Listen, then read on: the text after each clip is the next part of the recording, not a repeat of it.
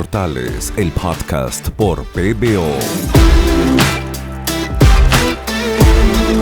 ¿Cómo están? Mi nombre es Quique Montenegro, esto es Simples Mortales. Han pasado prácticamente 5 años de la muerte, la lamentable y trágica muerte de Alan García, 2 veces presidente de la República. Y hoy vamos a conversar con una de las personas que más conoció, aparte de su familia, al expresidente Alan García. Estamos hablando de su secretario personal, de la persona que veía su agenda, de la persona que lo ha acompañado durante muchísimos años en varias etapas y pasajes de su vida. Estamos con Ricardo Pinedo, quien nos acompaña hoy en Simples Mortales, el podcast. Gracias, Ricardo, por estar con nosotros hoy. Gracias, Enrique, por la Gracias. invitación. Un saludo a todos los amigos que nos ven y a las órdenes. Perfecto. Mi primera pregunta es que nos vayamos a los días previos o las horas previas también a esta terrible situación, la lamentable decisión de Alan García de quitarse la vida y en todo este contexto de lo que ya se ha ido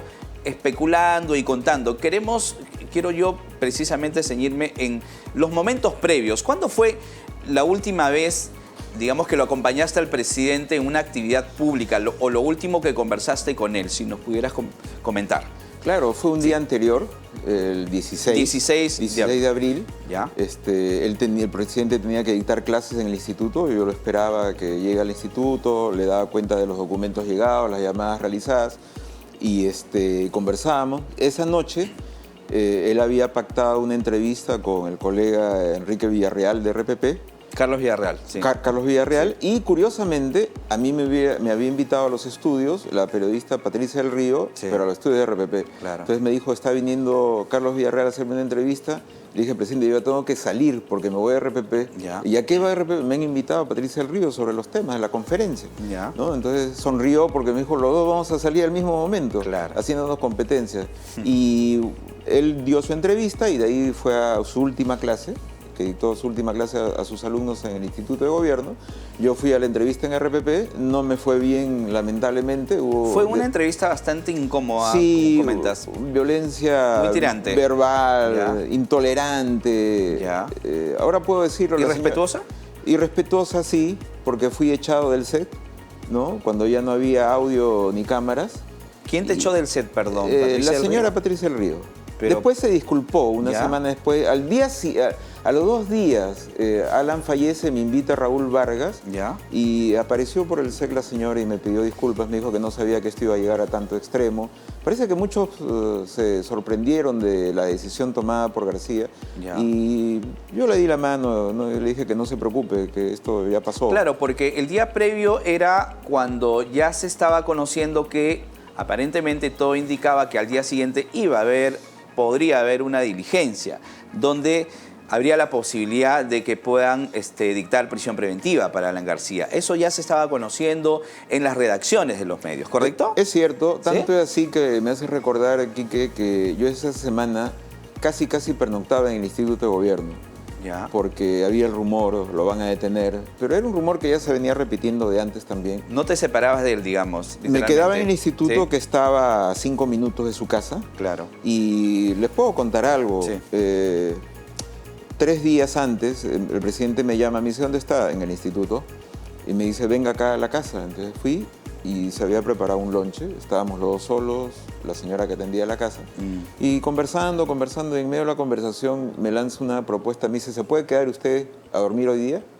Y yo ahí comprobé que él sentía una especie de soledad, Ya. ¿no? De pedir que su secretario, con el cual trabajó 25 años, lo acompañe. Me dijo, tome el cuarto de Federico y quédese. Y acompáñeme. Pero conversemos. Entonces hablamos hasta la 1 de la mañana, entre otros temas. ¿De qué hablaron? De su decisión.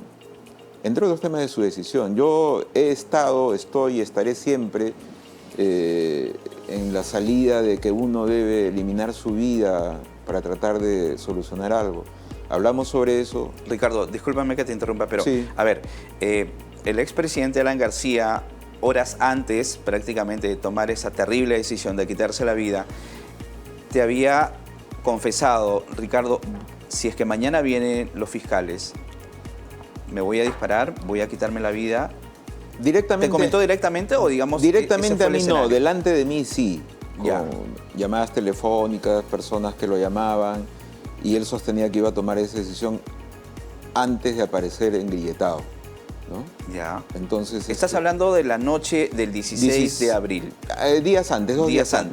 Dos días antes, 3 días ya, antes. Correcto. ¿No? Le dije que a mí no me parecía, que él no era un preso, no iba a ser en todo caso un preso como la calidad de Fujimori o de Toledo, iba a ser una piedra en el zapato bien grande para el gobierno, porque cada día que pasaba, nosotros, a diferencia de Toledo y Fujimori, somos un partido organizado a nivel nacional de Tumbes a Tacna, Claro. y iba a protestar por esa detención. Y tener a Alan García no es lo mismo que tener a Toledo, no pasa nada, y además Ya. un tipo confeso, con pruebas, 35 millones Claro. en las espaldas, Ya. ¿no? Nosotros siempre sostuvimos y sostenemos que no hemos cometido ningún acto ilícito con Odebrecht, incluida la conferencia que la organizó quien te habla, Kike. Claro. Y yo no he sido llamado a declarar una sola vez. Curioso, Claro, ¿no? porque prácticamente, o sea, lo iban a detener por una conferencia que hizo Alan García. Pero Así es. detengámonos en el momento en que, Sí. en la charla, en la conversación íntima Sí. que sostuvo contigo, Sí. cuando te habló o escuchaste hablar directamente de que se iba a quitar la vida. Digamos, ¿tú trataste de disuadirlo? Sí. ¿Qué palabras usó? Yo tomé el tema, ¿Ya? porque no lo hablaba directamente conmigo, como te vuelvo a repetir, claro. lo repetía en conversaciones donde yo estaba presente. Yo toqué el tema esa noche, ¿no? Y conversamos, por ejemplo, me dijo, pero a ver, ¿cómo es la de Irobe? ¿Ah?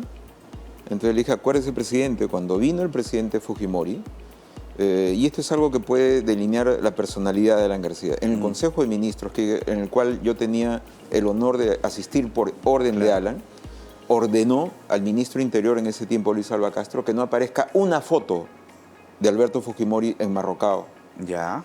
porque él decía, al preso hay que respetarlo, no hay que humillarlo, etc.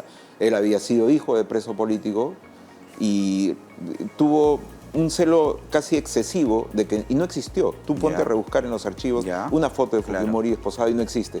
Pero esa noche me llama al despacho y me dice, hágame un favor, vaya a la Iroes y tome foto y filme cómo es la celda, o lo que Ya. se llamaba celda. Le dije, presidente, pero ya el ministro ha dicho, yo no creo en nadie. Vaya, Ya. tome, filme y enséñenme. Y fui. Y por Ya. eso pude apreciar la habitación, el dormitorio, lo que iba a ser el comedor. Vine y le enseñé. Y le dije, presidente, ¿por qué la duda? Me dijo, porque a veces es así, la pequeñez humana, me dijo, le ponen un silo para Ya. vengarse de Fujimori, Claro. y a un preso hay que Para respetarlo. ensañarse. Así es. Entonces le volví a repetir, bueno, le dije, presidente, son unas divisiones de drywall. ¿Ya? Utilicé la palabra, es un hotel de provincia. ¿Ya? Me dijo, ¿pero qué? ¿Voy a tener que interactuar con el señor o cuando llegue Toledo? No. Le dije, si algún derecho tiene el preso es de aceptar o rechazar sus visitas. ¿Ya? Entonces lo conversamos largamente. Digamos, Ricardo, el presidente Alan García estaba visualizando, digamos, la posibilidad, el escenario de estar preso en la DIROES. Donde me preguntó. Tú cuando te preguntó eso, Claro, por eso y toma yo le la foto. describí, yo Ya. creo que sí. Y además Ya. te doy un dato adicional. Terminada la reunión, le dije, presidente, usted no va a ser un detenido más. Y nosotros no nos vamos a quedar de brazos cruzados como se puede quedar. Ya no existía Perú Posible cuando Claro. Toledo, etc. Entonces, me dijo lo siguiente, ¿no? Yo no voy a hacer eso, compañero, me dijo. Yo no soy tonto, yo no voy a hacer eso. Ya. Entonces, creí que había avanzado algo yo en mi intento. Después me di cuenta que fracasé. digamos, de disuadirlo. de tomar esa disuadirlo. decisión. ¿Ya? Y te cuento algo. Cuando en la clínica nos informan que ya falleció, la familia me encarga que vaya a la casa a traer ropa para vestirlo, proceder a los funerales. Y yo en ese objetivo subo a la habitación, está la policía, etcétera, criminalística. Estaba buscando, ¿no? Y encuentro debajo de su cama, él tenía un maletín de viaje que siempre utilizaba en los viajes que hacíamos en la gira al interior del país. Ya. Y encuentro el maletín y saco y abro. Y había preparado un maletín de viaje. Tenía las pastillas que tomaba regularmente para colesterol, mudas de ropa, un crucifijo.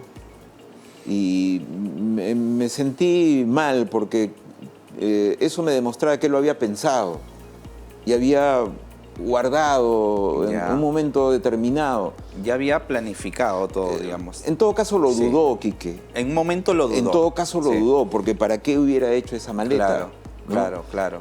Cuando me llama el día siguiente, el 17, 17. a las 6 y tantos de la mañana, no tengo el Ya. recuerdo. 6:15 por ahí más o menos. Más Creo que o sí. menos, me Ya. llama y me dice, está aquí la fiscalía, ¿no? Yo le digo, presidente, lo primero que hay que hacer es averiguar a qué han ido, porque puede ser un simple allanamiento. Fue la primera persona que llama, digamos, horas antes de tomar esa decisión, te llama a ti y te dije, ya están aquí la fiscalía. ¿Tú cuál fue el tono de voz que notaste del presidente Alan García? ¿Nervioso, dudoso? No sé, ¿cómo lo sentiste? No es la primera persona a la que llama, después ya conversando y coordinando, viendo las horas, cotejando, ya había llamado a Roxanne Chessman, madre de su hijo, de Federico. ¿Que está en Miami? Estaba en Miami, Sí. ya había hablado con ella, y la segunda persona a la cual llama es a mí, ¿no? Me dice, ya llegaron, está la fiscalía abajo. Le dije, presidente, tranquilo, hay que tratar de averiguar, voy a hablar con la escolta, porque teníamos una escolta ahí en la casa. Claro, seguridad del Estado. De seguridad del Estado.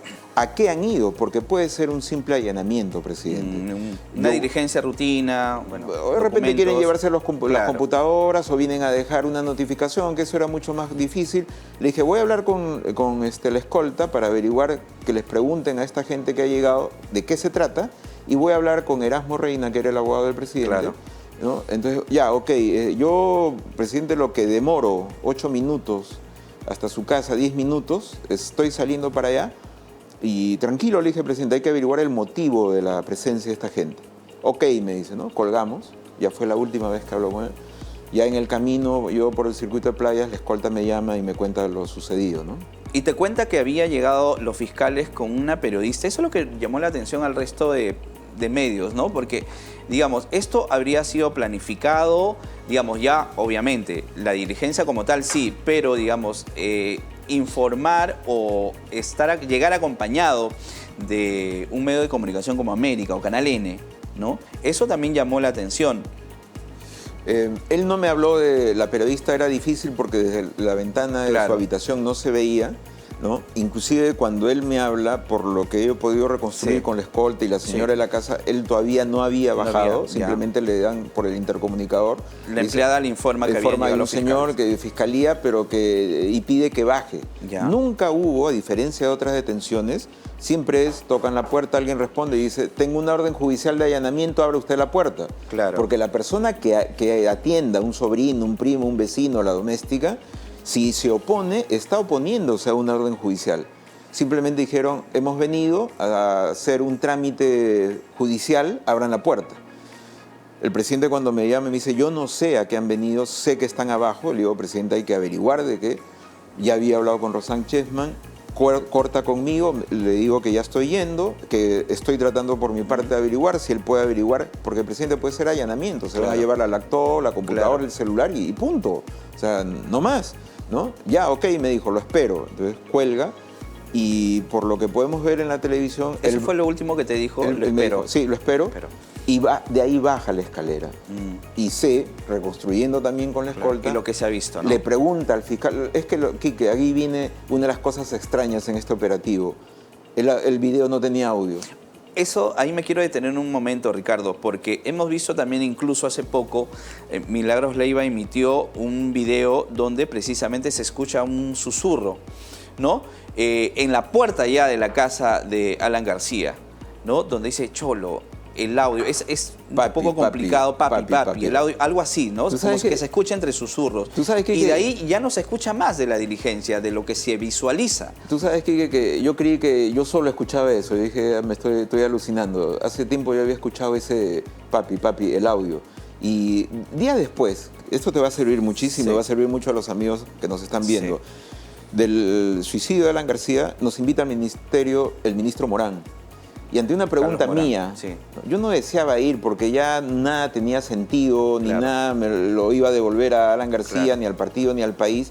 Y hablar con el ministro que había realizado este operativo, responsable político directo del operativo, Jorge, Mauricio Mulder y Velázquez me animan, vamos, porque eres el que más conoce el tema. Y ante una pregunta mía directa, a la distancia que estoy contigo, le digo, ¿por qué el video no tenía audio? El ministro entra en duda, estaba la gente de la DIVIA que había participado también sentada ahí. Y dicen, bueno, cortamos el video, era para ahorrar batería. era una ofensa a la inteligencia de los que estábamos ahí. Un insulto a la cualquier inteligencia, persona, ¿no? O sea, no. Y además, lo que tú haces referencia a la chica de América, que se llama Jessica Roca, si no me equivoco, tú eres hombre de televisión. Si llevas un equipo para transmitir en directo, eso tiene que tener una coordinación con el canal. El cuadro de comisiones te lo pasan horas antes. Así es, y estar listo y coordinado para entrar en vivo. No es una cosa casual. Movilizas equipos, chofer, todo, claro. La pregunta es, ¿qué hacía la reportera Jessica Roca, Canal N o América, como quieras, asignada a una comisión a las 6 de la mañana en la casa de Alan García? Sola y exclusivamente ella. ¿Y no te llamó la atención por qué el fiscal José Domingo Pérez no acudió a esa diligencia? Porque ese mismo día tenía la audiencia, señala, ¿no?, con el expresidente Pedro Pablo Kuczynski, ¿no? Y digamos, se estaba preparando su exposición. ¿Eso no te llamó la atención? ¿No les llamó la atención? No, él hasta donde yo he podido revisar, él no tenía audiencia con Pedro Pablo Kuczynski. Él parte a Brasil porque 5 días después iba a haber una audiencia con Barata.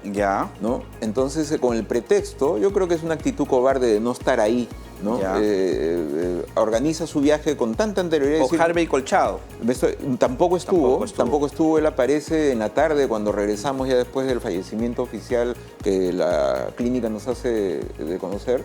Ahí lo veo yo a Harvey Colchado en la casa, pero él no estuvo en el operativo temprano.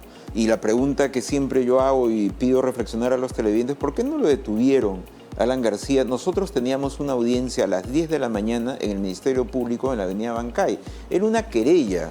Era una querella contra Alan García y una encuestadora, creo que CPI. Estábamos citados a las 10. Si son tan eficientes en su labor de inteligencia, si como el ministro Morán nos informó a la prensa esa fecha, que sabían que Alan García tenía 6, 7 licencias de armas, ¿por qué no lo detuvieron en la Fiscalía del Ministerio Público, donde estaba solo, desarmado y sin mayor radio de acción? Hay que acordarnos también que en diciembre, 2, 3 meses antes de que ocurran los hechos, Quintiabla lideró un operativo y capturamos una camioneta frente a la casa de Alan García, ¿no? Donde se interceptaron, se encontraron una camioneta que estaba ya en la embajada un mes antes. Detuvimos porque la camioneta tenía un rótulo de prensa. Pregunté a los colegas si lo conocían, nadie lo conocía. Lo abordamos, cerramos el paso, pues, impidiendo que vaya a escapar. Desde las 4 de la tarde, Quique, Quintiabla solicitaba, y felizmente está RPP en vivo y todos los canales en vivo que transmitían desde las 4 de la tarde, pidiendo la presencia de un fiscal. ¿Y sabes a qué hora llegó? A las 10:30 de la noche. Increíble. A las 8 de la noche apareció un grupo de 20 guardias de asalto, 15 motociclistas, sacaron un maletín de esa camioneta y le introdujeron a un patrullero y procedieron a retirarse. Fue el maletín más resguardado de la historia del Perú. Sí, lo recordamos. Eso está en la televisión. ¿Qué se llevaron ahí? ¿Por qué se la llevaron? Es más, te voy a contar algo que nunca lo he narrado. Mientras detenía esa camioneta, bloqueada totalmente, no podía moverse, apareció un mayor cuyo nombre no recuerdo ahora, pero te lo puedo alcanzar. Me llama el escolta y me dice, Ricardo, hay un mayor de inteligencia que quiere hablar contigo. Entonces nos fuimos a la vuelta de la casa, lo saludé, se presentó, ¿no? Y me dijo, mira, te quiero hacer una propuesta, un favor, déjame llevarme la camioneta y te dejo a los efectivos. Cosa que me ofendió en lo más íntimo. ¿Sabes por qué? Porque mi padre ha sido policía. Y la misión de un jefe policial que tiene a cargo 3, 4 subalternos puede ser cualquiera menos abandonar a su personal. Me ofendió, le dije, usted me ofende con esa propuesta, le dije, mi padre ha sido policía, yo le retruco la oferta. Llévese a sus hombres, pero déjame la camioneta. No, que yo me tengo que llevar la camioneta. Esto fue antes que salga el maletín. No, le dije mayor. No lo permitís. Yo no lo permito, no lo acepto, me parece ofensivo, me parece una deslealtad de usted con su gente. Y bueno, siguió dando vueltas. Al mes, ese jefe fue premiado por Vizcarra como agregado policial en una embajada, a la cual yo también te voy a decir a dónde fue el destino, al mes siguiente, ¿no? Y nada es casualidad, ¿no, Ricardo? Nada es casualidad. ¿No? Yo te quiero preguntar ahora, al momento en que tú te enteras, y minutos antes, cuando tú te enteras que Alan García se había disparado, nárrame, por favor, esos momentos. La escolta me llama y me dice, Ricardo, la camioneta del presidente acaba de salir, se está dirigiendo a la asistencia, a San Antonio. El presidente se disparaba en la cabeza. ¿Eso fue lo primero que te Me dice enteraste el por escolta. parte de un escolta? Sí, yo estaba en el circuito de playas ya subiendo a Armendáriz, llegando a la casa del presidente. Cuando escuchaste eso, ¿qué se te pasó por la cabeza? Mira, te digo la verdad, tuve que poner mucha fortaleza porque sabía que había que responder preguntas, dar información, mantenerse ecuánime. Y si algo aprendí de él es que en el momento más adverso uno tiene que mostrar siempre fuerza. Traté de contenerme, tanto es así que cuando yo entro a la asistencia, un colega tuyo me dice, una pregunta, señor Ricardo Pinedo, ¿cuánto tiempo trabajó con Alan García? Y le dije, no sé, no te podría responder. Y entré, ¿no? Y una vez entrado ya sentado, esperando la información médica, dije, verdad, eso es algo que no me he preguntado. Y llegué a la conclusión que nada, había trabajado 25 años, nunca había contabilizado ese tiempo, ¿no? Y traté de sacar fuerzas de donde no hay para enfrentar las preguntas, las respuestas, las hipótesis que vinieron inmediatamente. En esa época los canales parecía que coordinaban en un interno, las mismas preguntas, todos ventiladores, casi todos. Yo recuerdo haber ido al programa de la señora Milagros Leiva donde me permitían explicarme, demostrar, pero fue bien dura esa campaña. Eso fue hace 4 o 5 años. Solitariamente decíamos ahí, lo recuerdo, que IDL estaba detrás de esto, que Gorriti estaba detrás de esto, que esto era algo orquestado. Ahora lo que ya se conoció en las confesiones de Villanueva también, ¿no? Como que o sea, ahí estaba textual el testimonio, ¿no? Villanueva no es Voy a cobrar... Villanueva no es un simpatizante del aprismo, no lo conozco, no es nada cercano a nosotros, y él es el que habla del término cerco. Y he podido demostrar con tweets, con fechas y horas que esto estaba totalmente coordinado. Ricardo, ¿es cierto que Alan García minutos antes de dispararse se comunicó con la mamá de su hijo, con la señora Cookie Chisman y con el mismo Federico? No, yo tengo entendido que solamente habló con Roxanne. Solamente habló con Roxanne, ¿no? Se despidió de ella y Así luego es. se disparó. Así es. Habla con ella, Sí. me llama a mí, baja al descanso de la escalera a preguntarle 3 veces al fiscal a qué ha venido. Ya. El fiscal dice, baje para que firme unos documentos. Pero ¿usted a qué ha venido? ¿Es un allanamiento o es una detención? Claro. La respuesta es, baje para que firme unos documentos. Le O sea que pregunta por última vez. Claro. Y ahí él toma la decisión de subir al cuarto. Entonces, y antes de dispararse, sí se comunica contigo. Sí, claro. ¿Qué es lo que te dice? Él me dice, ya la fiscalía está aquí, ¿no? Ya han venido, están abajo en la sala. Le dije, presidente, lo que hay que averiguar es a qué han ido. Ya. Puede ser un allanamiento. Ya. Y quiere decir que se van a llevar los equipos de computación, el celular y nada más. Hay que averiguar eso. Yo voy a hablar con la escolta para que les pregunte a qué han venido. Y si usted puede también. Estoy avisando a su defensa y estoy avisando a la prensa y me estoy yendo para allá, le dije, presidente. Tranquilo, tenemos que averiguar a qué han ido. Claro. Y de ahí, bueno, lamentablemente se Él disparó. baja, le hace la pregunta, no obtiene respuesta, entra a su habitación y procede a quitarse la vida. Tú fuiste a la habitación, si me puedes responder esto, sé que es una pregunta bastante dura. ¿Fuiste a la habitación, te permitieron ingresar cuando estaba el cuerpo de Alan García en su habitación? No, Después. porque era una Claro. escena de homicidio, Claro. suicidio, no podía No subir podía ingresar. nadie. Ya. Inclusive la propia DIVIAC dejó el espacio para que criminalística entre y tome sus muestras. No subí. Ricardo, mi última pregunta es, ¿qué opinas? Bueno, se está por estrenar una película, ¿no?, llamada Vivo o Muerto, donde deja entrever que Alan García no se habría suicidado, cosa que me parece algo absolutamente irrespetuoso para la familia, y estas teorías conspiracionales y todo eso, que es una barbaridad. Tuvimos un actor, aquí le pregunté, e incluso ese actor, el actor Antonio Arrué, dijo que no, para él sí Alan García se había muerto, obviamente, ¿no? Es un insulto a la inteligencia también. Ha sido muy duro en las redes sociales criticando a los directores de esta película, que se va a estrenar un día después de cumplirse los 5 años. Mira, yo creo que es como la sanguijuela. Hay gente que vive de sangre de otro, ¿no? Hay gente que vive a la sombra de otro. en política, por ejemplo, sino que fue de la vida de Fernando Olivera o Pedro Cateriano, que vivieron más de 30 años a la sombra de Alan García.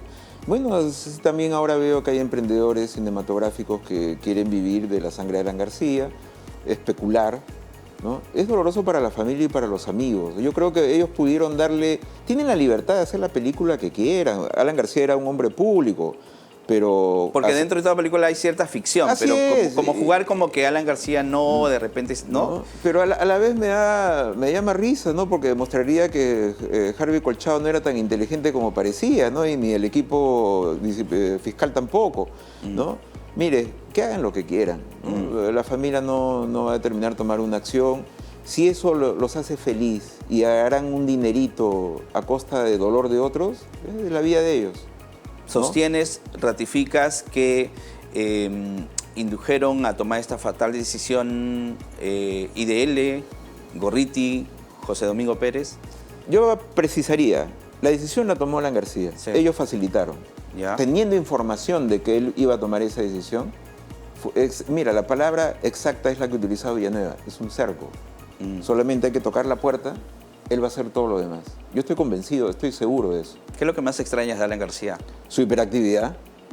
El teléfono ahora no suena, ¿no? ¿Te llamaba con bastante frecuencia? Con mucha frecuencia, ¿no? O sea, no miento ni exagero decir que yo tenía que dormir con el Nextel sujetándolo, porque no había hora. Era impredecible. Era hiperactivo, había que preparar el viaje de 3 días, porque ya esa madrugada partíamos a Huancayo por tierra. Claro. Había que revisar el texto de la edición del libro que estaba publicando, las clases, sacar la fotocopia para las separatas, organizar la conferencia que iba a dar en Colombia entre los textiles de Medellín, las entrevistas televisivas, periodísticas, sus alumnos, el partido. Claro, tú le organizabas su agenda, ¿no? Toda. Fueron 25 años que en realidad pareció 5, ¿no? Es toda una vida. Lo extraño muchísimo.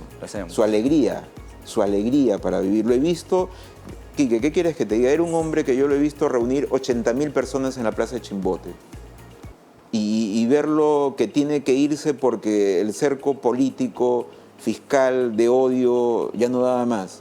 Lo extraño muchísimo y yo creo que el país, más allá de los apristas, porque más allá de las posturas políticas, si estás de acuerdo o no con Alan García, su primero o su segundo gobierno, creo que es un político así, creo que sí, ¿no?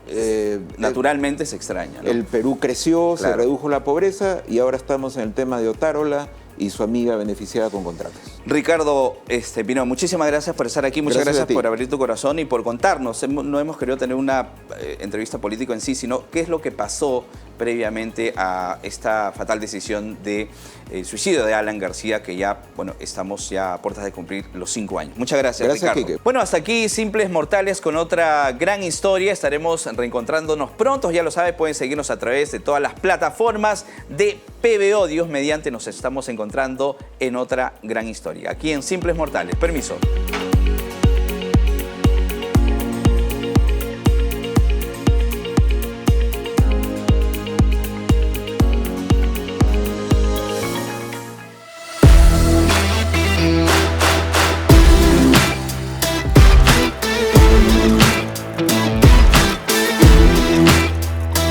Simples Mortales, el podcast por PBO.